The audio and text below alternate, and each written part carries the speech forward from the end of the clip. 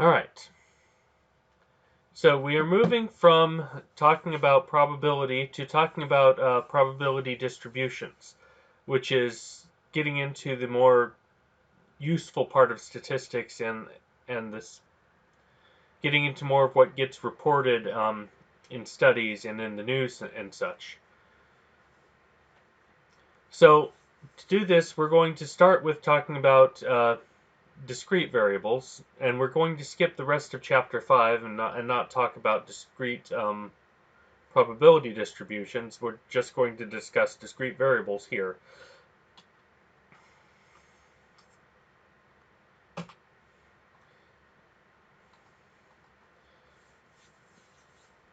So things we want out of this are figuring out how to find the expected value in probability distribution, um, which you could think of as the average, and how to calculate the variance and standard deviation of a discrete probability distribution. Um, Looking over this and thinking about it a bit, this is the type of calculation that the people who are really into the math behind their games would do to figure out which weapon their character should be equipped with. If I put this on, it should do. I expect it to average out at this much damage versus this. It should average out at this much damage, and that this is the type of calculation that would go into that. Um, as one example of its possible use. All right, probability distributions have some common properties. First off is that all the probabilities are between 0 and 1. So this, think of it as or 0 and 100%, same difference. The sum of all the probabilities is 1.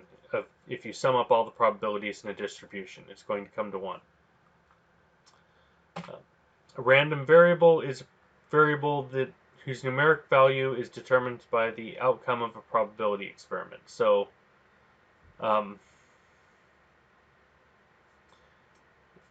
the flipping of a coin, the random variable is if I decide 0 is tails and 1 is heads, that's my random variable. It's heads or tails. So probability distribution is a table or a formula. Frequently they're also presented graphically. So I would add a graph to that definition that gives the probabilities for every value of a random variable. Given the limitations and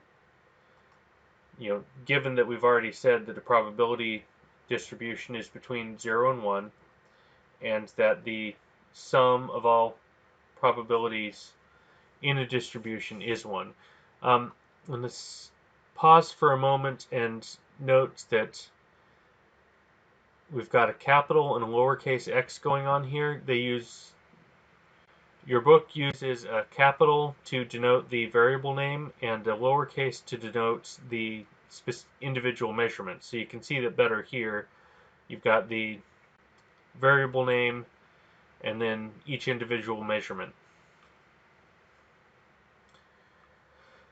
So, as an example, let's create a discrete probability distribution for x, where our variable, is the sum of 2 rolled dice. Okay? So let's list all the possible values for x right now. That's nice and easy to see in a pictorial form like this. Got a cat opening the door next to me here. It's rather distracting, but okay. Yes, hello. Okay, I'm going to need to pause and go find food for this little monster. I'll be back in a moment. No.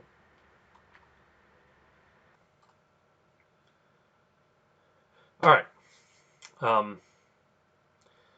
So they've given us a nice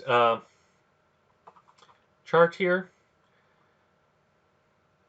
You can see that there's one chance of rolling a 2, 2 chances of rolling a 3, 3 chances of rolling a 4, 4 chances of a 5, 5 chances of a 6, 6 chances of a 7, it's back down, 5 chances of an 8, 4 chances of a 9, 3 chances of a 10, 2 chances of an 11, 1 chance of a 12. Right?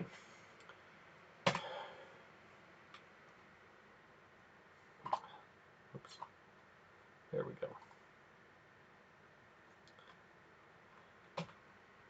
Come on, change slides. There we go. So we've got 36 possible rolls, each giving between 2 and 12. So to find the probability distribution, we need the probability for each value. I just went over that, sort of. We can see the probability of getting a 2 is 1 in 36. My display of what you're seeing is on this screen, so I'm pointing at what you're seeing, I guess. I'm sorry.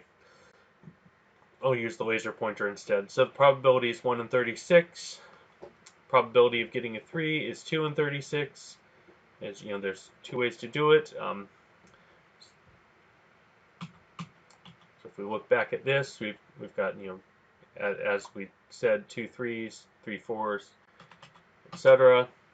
If we put those all together, we get this nice chart. 1 chance in 36 of getting a 2, 2 chances in 36 of getting a 3. Climbs up with its most chances of getting a 7. Back to 1 in 36 by the time we get to 12.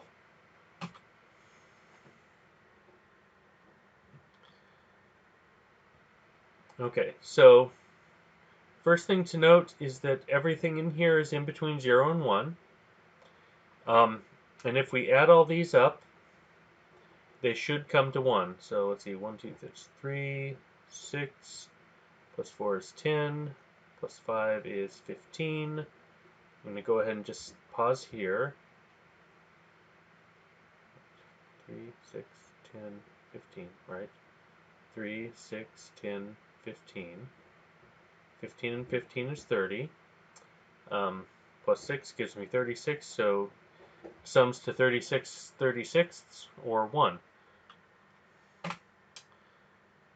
Okay. So the expected value for a discrete random variable is the mean of the mean or average of the probability distribution, and it's given by the sum of the individual values times the probability to get that value. So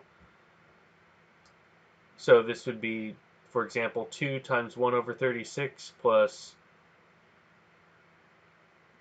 3 times 2 over 36 plus 4 times 3 over 36 plus on and on and on till we get to 12. And we add all those up, and we get the value, the expected value. So if we have a couple of friends, they decide to make a bet on the football game, and one owes the other $30 for every kick.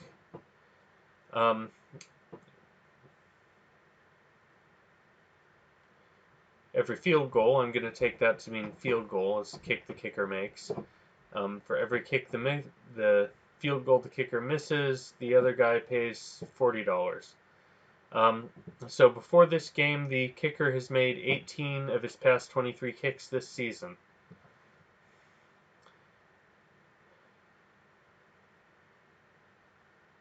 So, given that situation, what is the expected value of Randall's bet for one kick?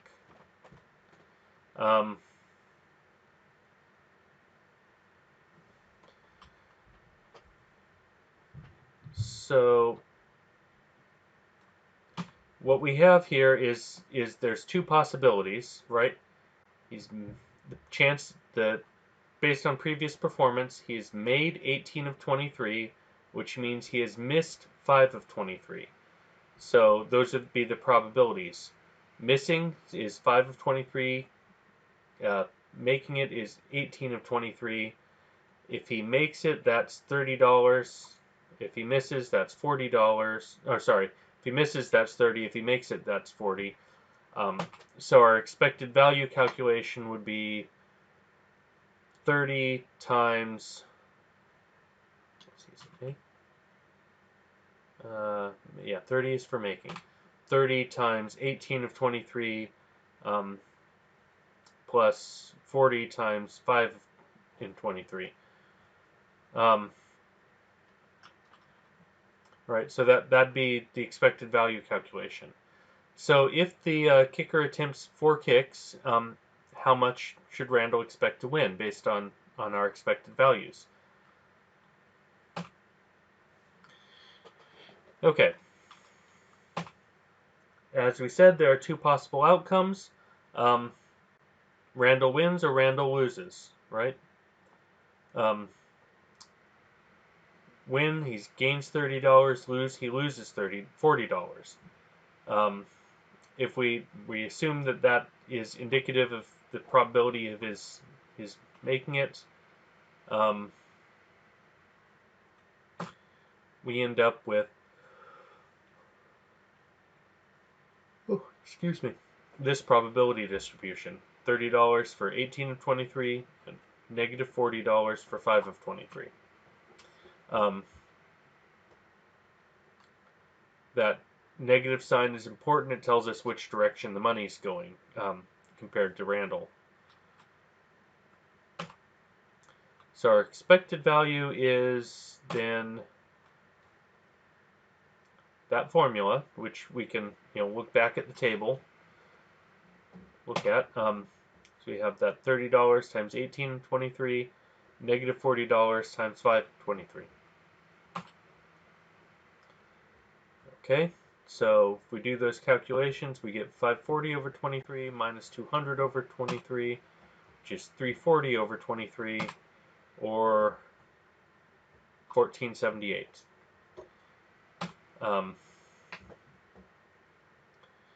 We would expect then that if Randall made this bet lots of times, he would average 1478 per bet. Given that,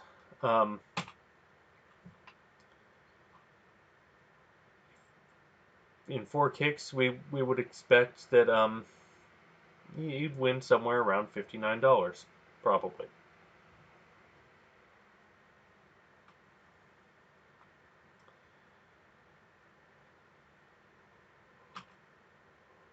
Okay.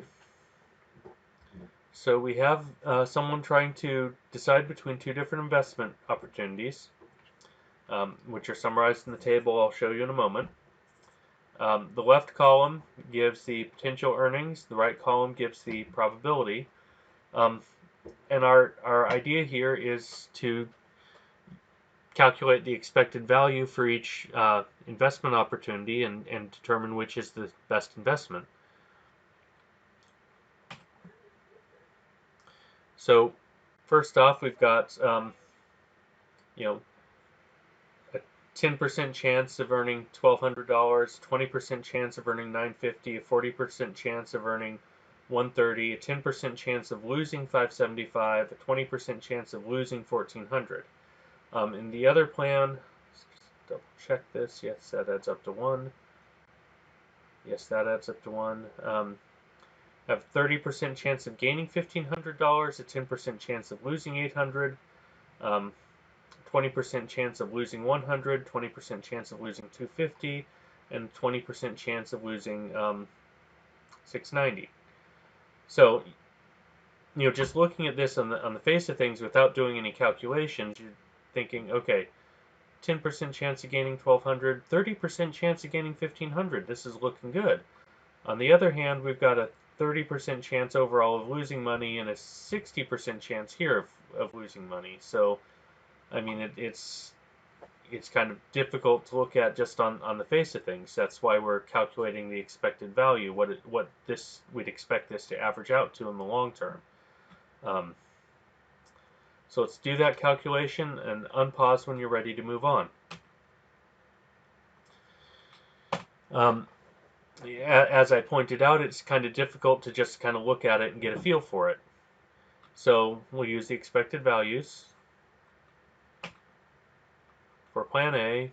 There's our formula again. The value times the probability. So this would be, $12,000 times 10% plus 950 times 20% plus 130 times 40% minus 575 times 10% minus 1400 times 20%, which comes to 2450. Okay, so for Plan B, same formula again. We've got that 1500 times 30%, 800 times 10%, minus 100 times 20%, minus 250 times 20%, minus 690 times 20%, which comes to that, which is 322. We, should make quite a bit more on Plan B.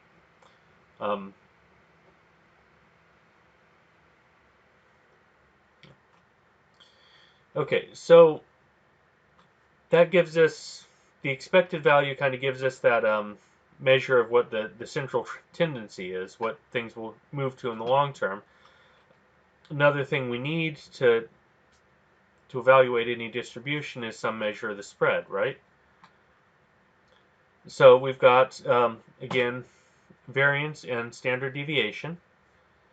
So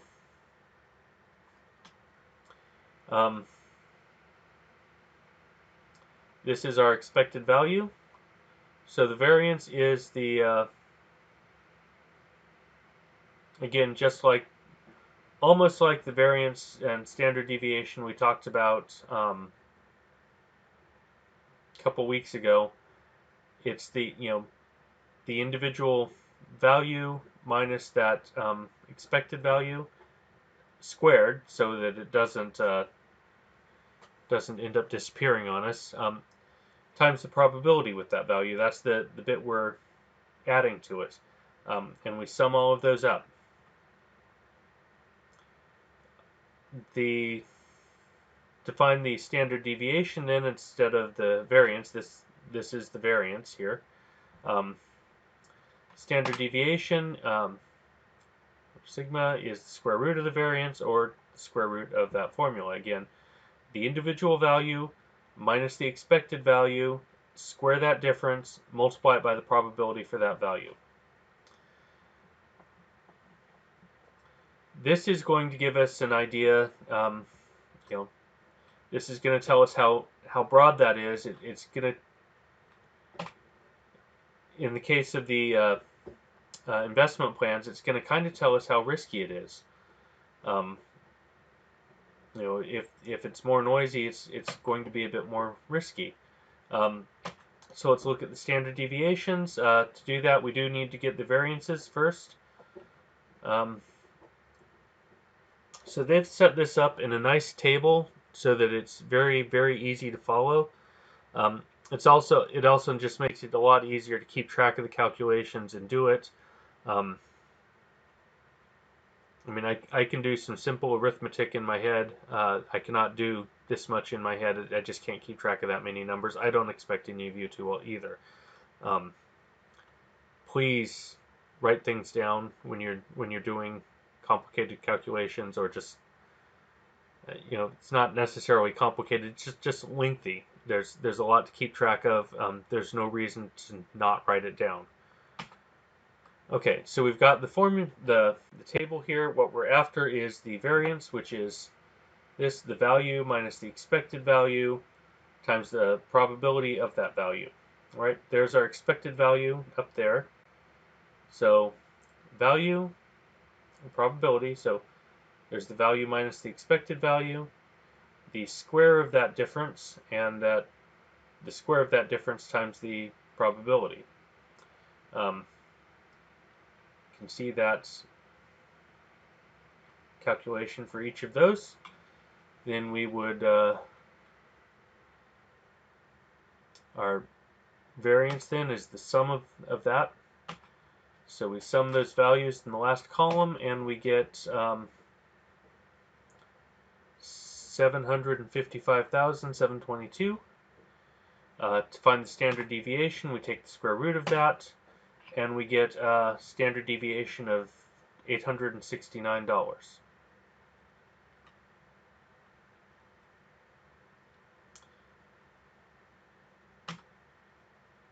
Okay. All right, so for investment plan B, this one's, going to make us more money, right? So again, same thing. There's the value, there's the probability of getting that value, there's that value minus the expected value. There is that difference, this right here, that difference squared, and there's this value times the probability here, right? So we calculate that for all of these, and we add those up, and we get 745,000. We take the square root to get the standard deviation, and we get about 863.15. And it's been a whole 30 seconds or so, so I can't remember the prior one already. So what do these tell us?